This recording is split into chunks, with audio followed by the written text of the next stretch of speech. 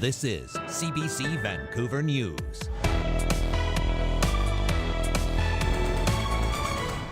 But the building overall was neglected to quite an extreme. A landlord with a history of building code violations goes to court. Tenants of a building that went up in flames protest outside. Plus, make sure your hydration is up and good so that you don't have any serious health risks. with temperatures climbing past 40 degrees, we check in with those who work outside to see how they cope in a heat wave. And there are definitely challenges with retention and for recruiting. How to attract and keep experienced firefighters. It's a growing concern as BC battles a historic wildfire season. Good evening, I'm Tanya Fletcher. Anger led renters of a building that went up in flames last month to protest outside court today. The landlords are facing charges with a history of bylaw violations going back years. Fire gutted the Mount Pleasant apartment complex, leaving 70 tenants without a home. As Joel Ballard reports, they say the building was left to decay. As she packs up her few remaining possessions, Valerie Dallaire can't help but think of her recent birthday. July 27 was the fire. July 28 was my 60th birthday. And so I'll never forget this birthday. I don't want to remember it. The fire at this apartment left Dallaire and her neighbors without a home. A property title search of the building lists the owners as Henry Phu Ren and his wife, Feng Yan. The couple has a long history of bylaw infringements with the city of Vancouver. On Tuesday, they appeared in court facing 20 previous charges for fire bylaw violations at the same building. In 2021, Ren was found guilty of 5 bylaw infractions and fined $13,000.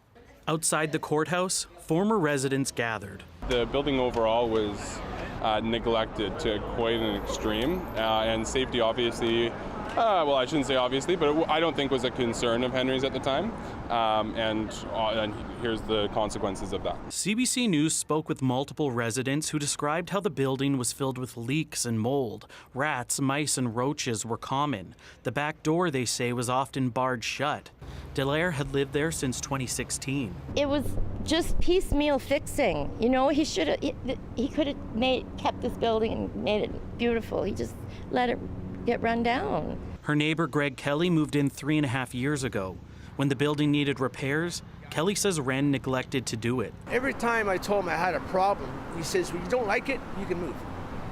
That was his answer for everything. Vancouver Fire and Rescue Service investigators concluded the fire was sparked by a candle, but also found that some fire codes were again not being followed. It has recommended further prosecution, which it says is not a common step. Our preferred method is obviously to identify the infractions and inform the building owner or the building manager and work with that party to correct those infractions. CBC News has learned that it's not the first building owned by these landlords to go up in flames.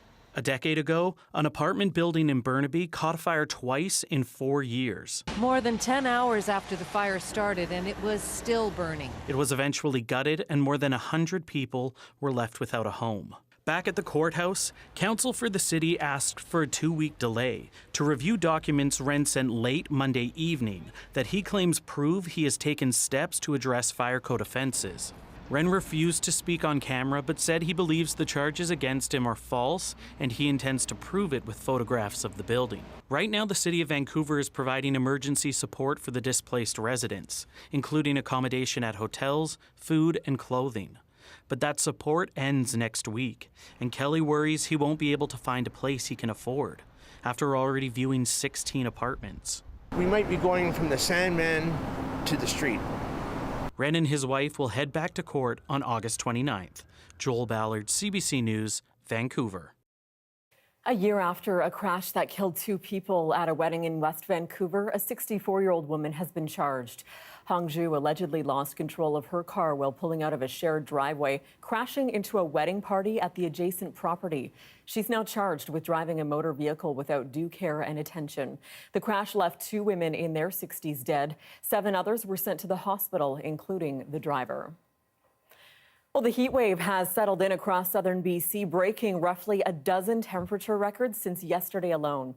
And while some people can work in the comfort of an air-conditioned office, others are stuck sweltering outside on the job. Zara Premji caught up with a few people who are working through this heat.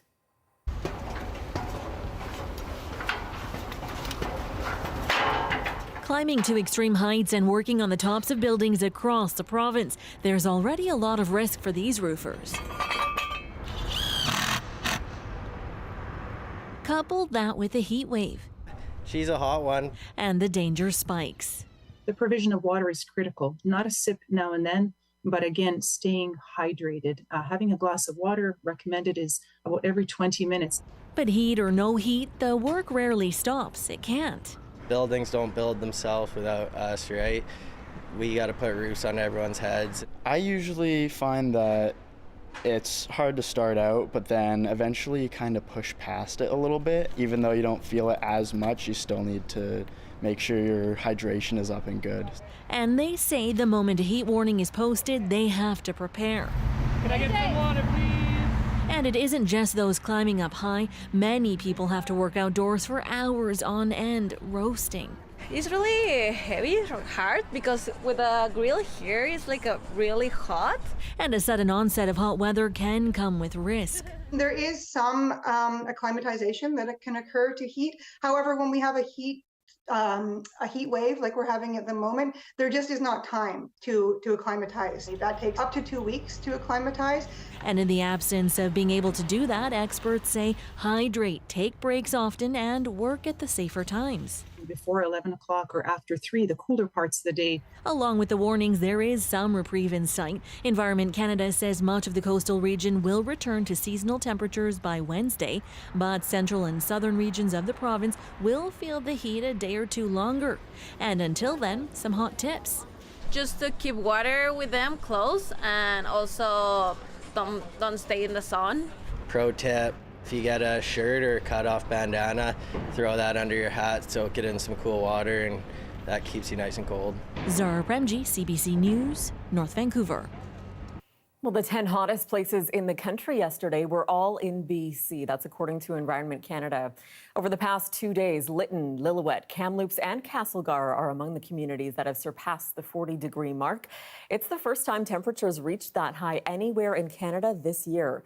But with the high humidity in the forecast, meteorologists warn many areas could feel even hotter than that, given what the mercury says in the coming days. It is not just temperature records either. Electricity records are also being smashed in this heat wave. BC Hydro set a summer record Monday night as British Columbians had fans and air conditioning blasting. Consumption topped 8,400 megawatts. That's the highest it's ever been in August. Electricity demand is expected to remain high until this heat wave subsides. An update on the wildfires now. There are currently 374 of them burning province-wide. 12 new fires sparked up in the past 24 hours. That's actually lower than usual, and it's thanks in large part to no lightning. 4 of those are considered out of control right now. The BC Wildfire Service says a cold front coming from the Alaskan Panhandle in the north will bring in more fire risk as thunderstorms roll through. Well, meanwhile, wildfire crews are sounding the alarm over their struggle to keep experienced firefighters on the job. There are definitely challenges with retention and for recruiting. We have had some success with recruiting. I mean, I think we recruited 340 new recruits this year, but retention is an issue that we're keenly aware of. And despite training new firefighters, he says they can't keep up with the number of new fires that just keep cropping up. And so new recruits have no choice often but to battle the blazes without time to adjust to the job. Now, BC usually relies on seasonal workers, often university students. The BC Wildfire Service says they're looking at pay bumps and other incentives to attract full-time employees. If you're visiting Riverside Parks in Coquitlam, make sure you leave the snacks at home. The city has brought in a food ban after a number of concerning bear encounters there. We're seeing a high number of human-bear interactions as opposed to just sightings. So that's a little bit unusual. Since June, we've received 11 reports of both bear sightings and bear conflict. The food ban is in effect at Hockaday Park, Gillette Park, and the trails off Carly Crescent, all along the Coquitlam River near Burke Mountain. The city says education is the focus of this ban, and anyone who feeds bears will be fined. Well, for a second day in a row, the inaugural sailings of a new ferry service between the island and the mainland have been canceled. Hello Ferries was supposed to launch yesterday, but was halted due to gusty winds and a power outage Sunday night.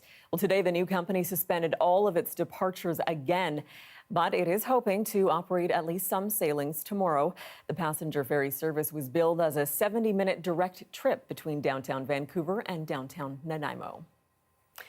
Inflation in Canada jumped again in July. The annual rate climbed above 3%, up from 2.8% in June. An increase was expected, yes, but this was higher than forecast. As Nisha Patel reports, food and fuel were yet again two of the big drivers. For months, inflation has been slowing, but that trend reversed in July, with the overall rate hitting 3.3%. Prices at the pumps were higher after declining dramatically over the past year. Homeowners are paying 30% more in mortgage interest. The price of electricity soared up nearly 12%. And while grocery prices aren't climbing quite as fast as before, they're still more than 8% higher than a year ago. I would buy butter for $3.99. Now it's $7. And I'm a baker. Like, I buy 12 at a time. It's super expensive. There's certain things where I would get them more often, and now it's like, oh, maybe only if it's on sale. As consumers around the world cope with stubborn food inflation, some governments are stepping in. France worked with large supermarket chains to cap prices on groceries like pasta, poultry, and oil. It will cost retailers hundreds of millions of dollars. That just gave some predictability, pricing predictability for people during, a scary inflationary time. While widespread price controls haven't worked well in the past, this policy expert says a limited freeze on some food basics could offer Canadians relief.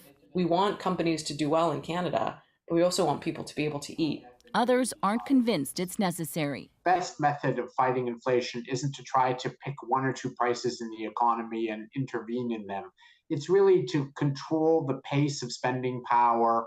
Since hitting a peak of more than 8% last June, inflation has fallen, with some bumps along the way. But the Bank of Canada says getting to its 2% target may not happen until the middle of 2025. We are getting some favorable trends in some of the underlying measures of inflation, and I think it's just a matter of patience. The central bank has hiked interest rates from 0.25% to 5% in about a year and a half, the fastest pace ever as it tries to get inflation under control. Economists say there's a chance the bank will raise rates again in September. Nisha Patel, CBC News, Toronto.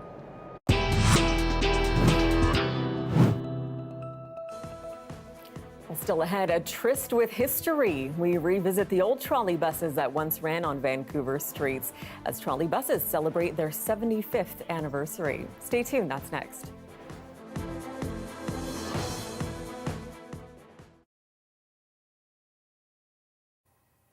And thanks for staying with us during our commercial-free live stream. Well, cooling centers have been opened across the province as this heat wave settles in, but some are critical of the move, saying cooling centers are only a temporary response, especially for those who are vulnerable, like the elderly. Yasmin Fanea has more on the call for more permanent solutions. An escape from the sweltering heat. Municipalities throughout BC, from Saanich on Vancouver Island to Kamloops in the central interior, opened cooling centers today. Cooling centers are definitely an important interim measure to help keep people safe. The city of Vancouver has 19 cooling centers. Burnaby has 4, Chilliwack has 2. But some advocates say cooling centers are a band-aid measure. It isn't the solution and it can't end there. We need governments to really go all in on ensuring safe homes. Advocates say cities and the province should help seniors and vulnerable people refurbish their homes with air conditioning units. That way, people won't need to leave their homes to be safe. It's definitely a complicated issue stemming from the fact that, in BC and in much of Canada, buildings have been designed to keep people warm, not to keep people cool. The province has proposed an update to the BC Building Code, which would require at least one room in every home to have cooling to keep the temperature below 26 degrees Celsius. However, those changes can take time.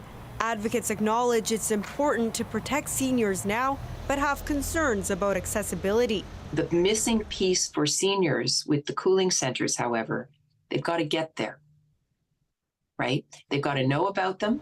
People may have mobility issues or have trouble getting to the centers on hot days. Plus, alerts for cooling center openings are typically online and only come the day before a heat event. Concerns that will stretch on as long as this heat wave, expected to last until Thursday. Yasmin Ghanaya, CBC News, Vancouver.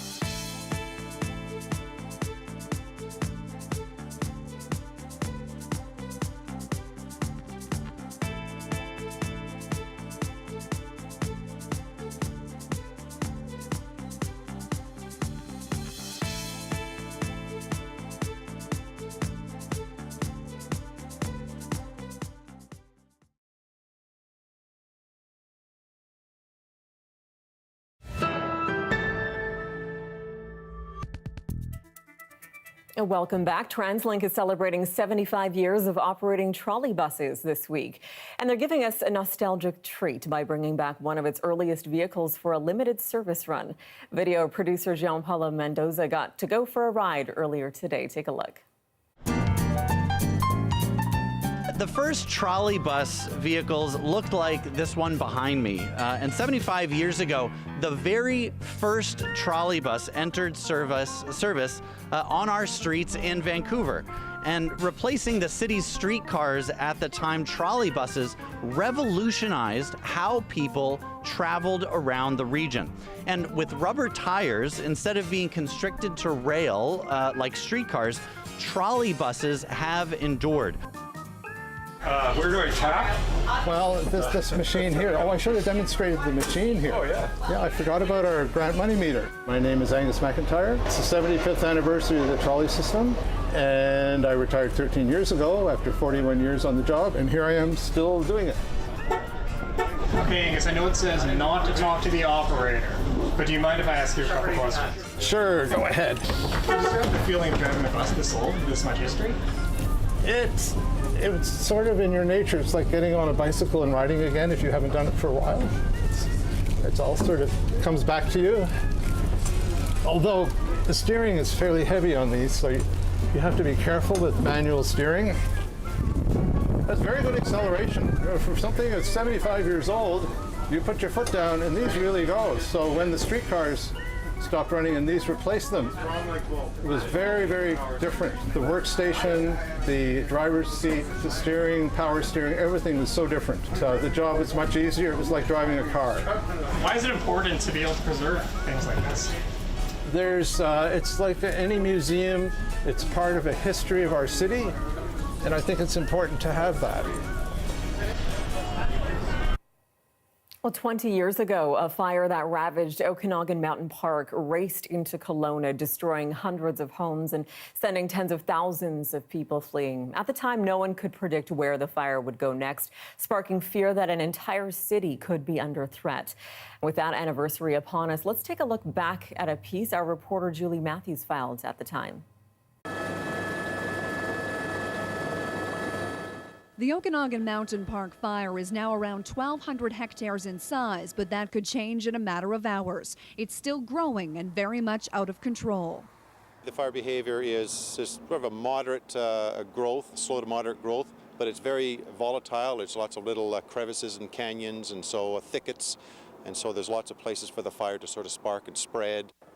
Around 40 firefighters are battling the flames from the ground, aided by helicopter and bomber aerial support. Heavy equipment remains on standby. For now, it's useless. There's no road access. Even firefighters are having to be brought in by boat and chopper.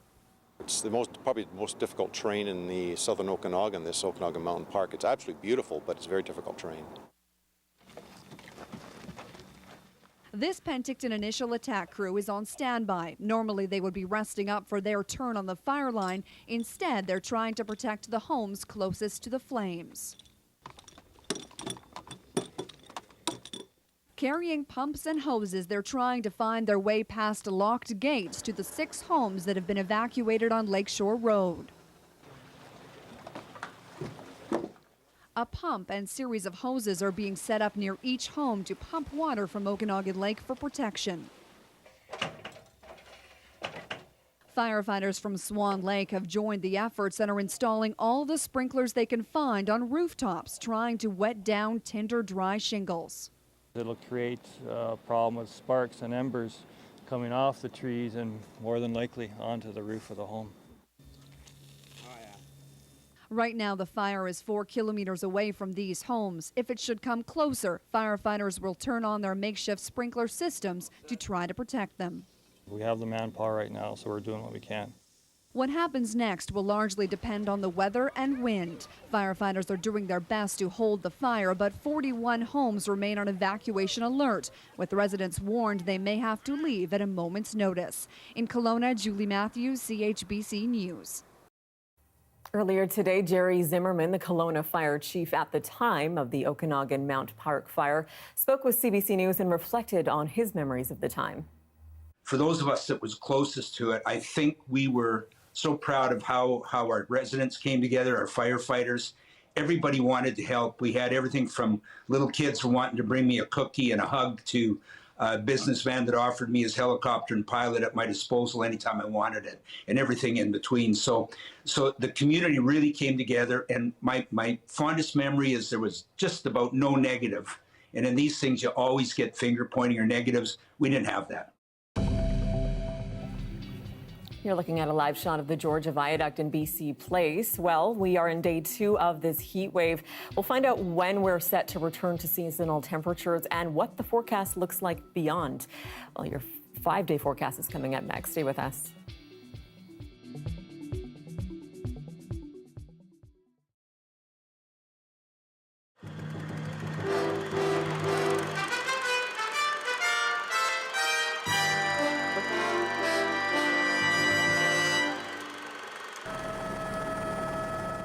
For weeks, it has crept closer and closer.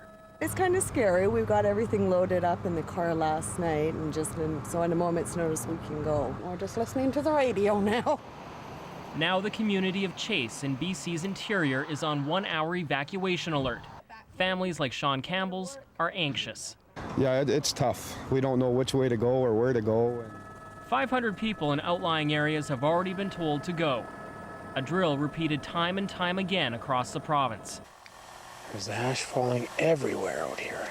More than 500 kilometers southeast, this home video shows the scene near Cranbrook on Saturday night.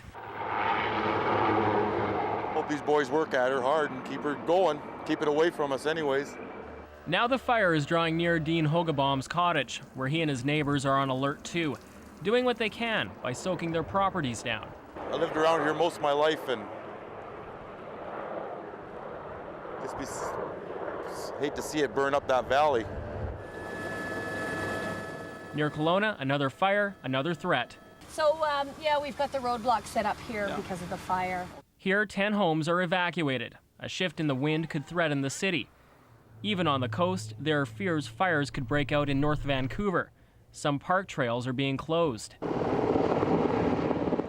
Efforts in the last few days have resulted in minimal property damage, but there has been tragedy. Still no word on what caused a helicopter crash on Sunday.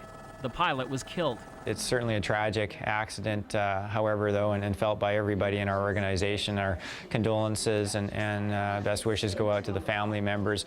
I think it highlights the very real risks that are associated with this job. More help is on the way. The Canadian Forces are sending more troops into BC. By the end of the week, more than 3,200 people will be fighting nearly 900 forest fires, which for now show no signs of letting up. Cameron McIntosh, CBC News, Vancouver.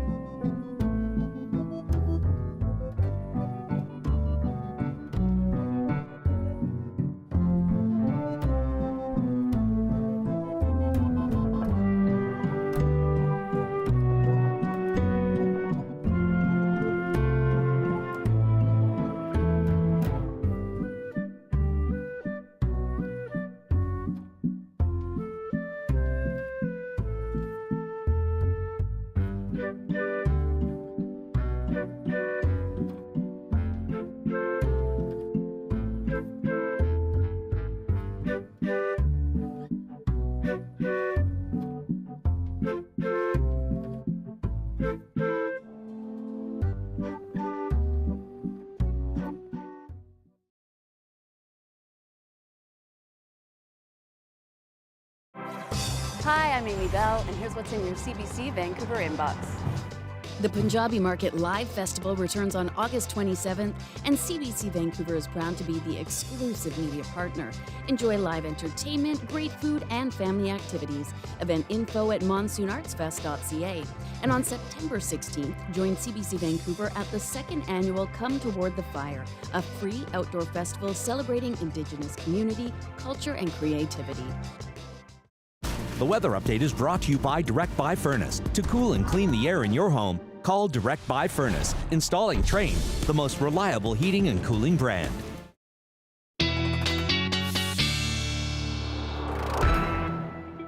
Darius Madavi joins us now with a full look at the forecast. And Darius, so far with this heat wave, we've already seen temperature records smashed. Any new records set today? Yeah, we had a few new records broken across the southern interior. Even on the island, we've seen temperature records just demolished from what the previous daily temperature records were.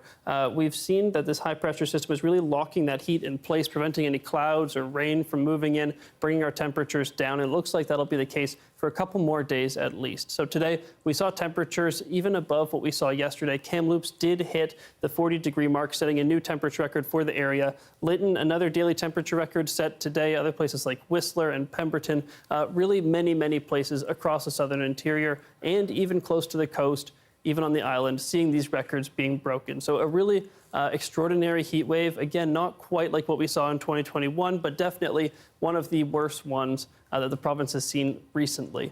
The fire, it also has major implications for the fire danger rating. We've seen it come up a lot from last week when we saw a pretty steady decrease because of all the rain and cold weather that we were, or cool weather at least, that we were having. So definitely a big spike, and I would expect it to keep coming up as we head into the next few days of hot weather. We do have temperatures pretty nice in the evenings, although the lows are quite a bit higher than where we'd like them to be. Not too much of a reprieve for much of the southern interior, even at night. And tomorrow we're going to see those temperatures come back up a bit lower than today. Thursday, we do see one last big spike in temperatures before a cold front moves through on Friday, bringing our temperatures back down to around seasonal or even just below for much of the southern interior. And when that happens, through Friday, Saturday, and Sunday, we could see some thunderstorms, some rain move through because of that unsettled air that is accompanying that cold front moving in. In the meantime, we'll have to get through tomorrow when temperatures are hot and sunny once again through much of the southern interior, even in the central parts of the province, and Vancouver is no exception. We see those high temperatures for a couple more days, especially inland, before they start to come down. And we don't have that rain in the forecast anymore. It was a bit of a long shot. We'll see what happens over the next few days if it returns to the forecast. Okay, we will wait this out. Thank you so much, Darius. Thank you.